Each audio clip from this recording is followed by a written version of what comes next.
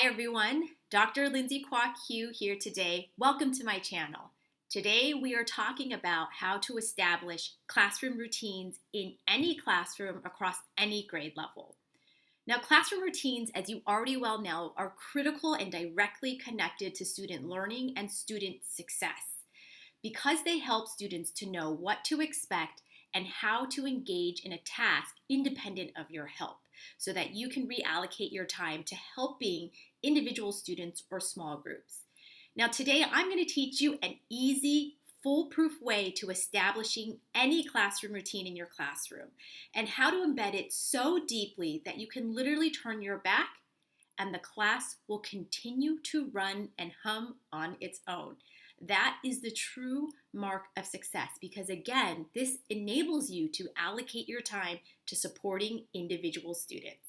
Are you ready to do this? Okay, let's go. So, what are those core classroom routines you should really be prioritizing, especially at the beginning of your school year?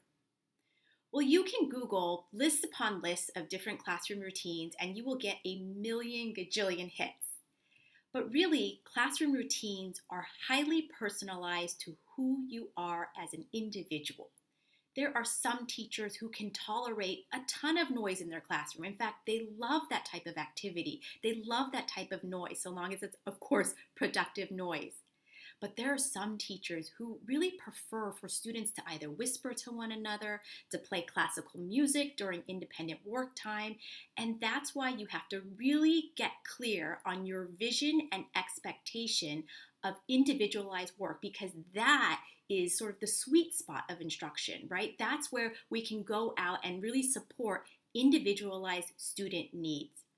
So really, there is one core question you need to consider, and that question is this: what will help you to maintain, frankly, your sanity during independent work time? You want routines to be so deeply embedded that you don't even have to think about managing or telling students or reminding students, because you want your independent student work time to be allocated to helping to support individualized student needs. If you are that person who is like, Lindsay, just tell me what those core routines are so that I can get on with it and teach those core routines, I totally get it and I got you. If there are 3 core routines that I could choose and prioritize in my classroom, that is 1, the transition from the core lesson to independent work. 2, the noise level. I am someone who needs the noise level to be kept at a minimum. And number 3, what to do as an early finisher.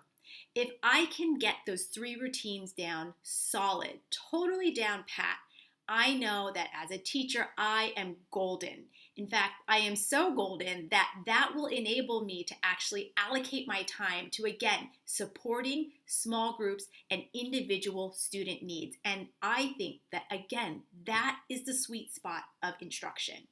So how do I ensure that these routines are so deeply embedded into my classroom? Good old-fashioned behaviorism. And if you're a student teacher watching this, I just answered one of the questions on your edTPA. I like to use a fixed and then move to a variable interval schedule. And I will totally explain later in this video what that means. But at the very beginning of the year, I usually have a list of routines that I know I need to teach and embed. And I prioritize those routines, sometimes and oftentimes even over content.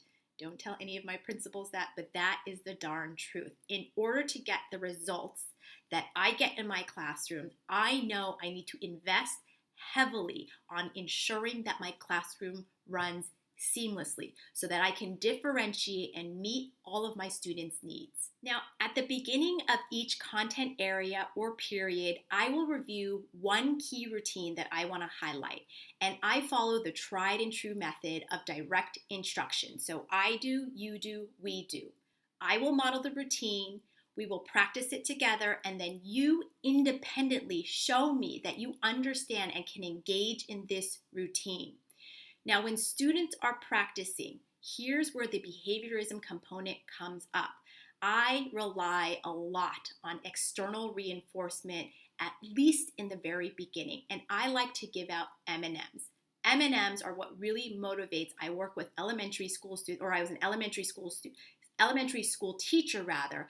That's what motivates students. If you are an upper grade or a high school teacher watching this, really think about what external reinforcement component is going to really motivate students to practice and implement that routine.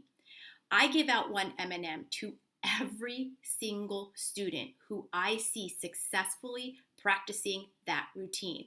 That is called a fixed interval schedule. Now, I think that within a couple of days, you can really scaffold students off of that sort of routine, like passing out of M&Ms or external reinforcement. You can scaffold them off of that and begin to rely more so on like precise praise or just noticing that a student is practicing that routine. You might spend a couple of days doing that. You might spend just a single period because that's all you notice that it will take. It's really highly contingent on who your students are. So over time, you'll notice that this routine becomes so internalized, you don't have to rely on any sort of reinforcement. It becomes second nature to your students to implement this routine.